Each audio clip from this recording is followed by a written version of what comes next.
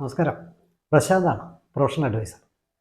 നിങ്ങളൊരു health insurance എടുക്കുമ്പോൾ ഇത്തരം കാര്യങ്ങൾ പ്രധാനമായും ശ്രദ്ധിക്കുമല്ലോ.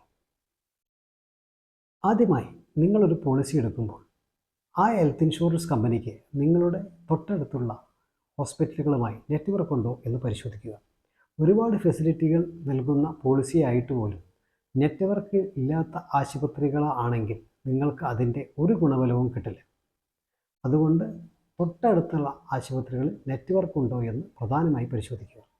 രണ്ടാമത്തെ കാര്യം, നിങ്ങളെടുക്കുന്ന പോളിസികൾ റൂം റെൻറ്റ് ക്യാപ്പ് ഉണ്ടോ എന്ന് പരിശോധിക്കുക.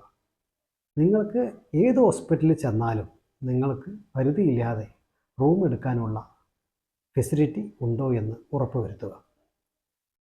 വേറൊരു കാര്യം ഉള്ളത്, നിങ്ങളുടെ പോളിസികളിൽ ഓരോ അസുഖങ്ങൾക്കും സബ് ലിമിറ്റുകൾ ഉണ്ടോ എന്ന് പരിശോധിക്കുക. പ്രത്യേകിച്ച് മോഡേൺ ട്രീറ്റ്മെൻറ്റ് പോലെയുള്ള കാലഘട്ടത്തിൽ അത്തരം അസുഖങ്ങൾക്ക് നിങ്ങളുടെ പോളിസികളിൽ എടുക്കുന്ന സം ഇൻഷ്യൂർഡ് മുഴുവനും അത്തരം ട്രീറ്റ്മെൻറ്റുകൾക്ക് ഉപയോഗിക്കാൻ കഴിയുമോ എന്ന് ഉറപ്പുവരുത്തുക.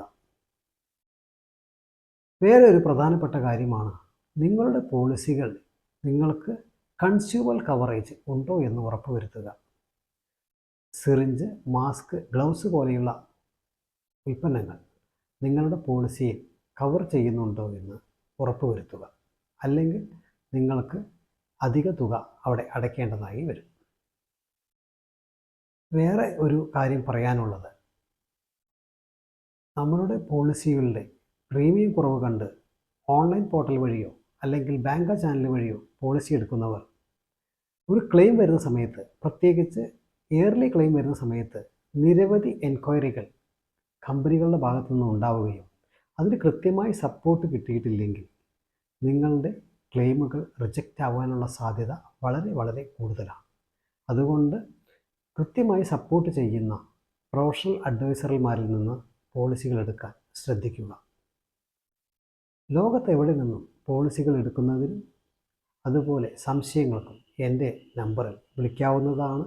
അതുപോലെ ഇപ്പോൾ ഹെൽത്ത് ഇൻഷുറൻസ് എടുക്കുന്നത് വളരെ എളുപ്പമാണ്.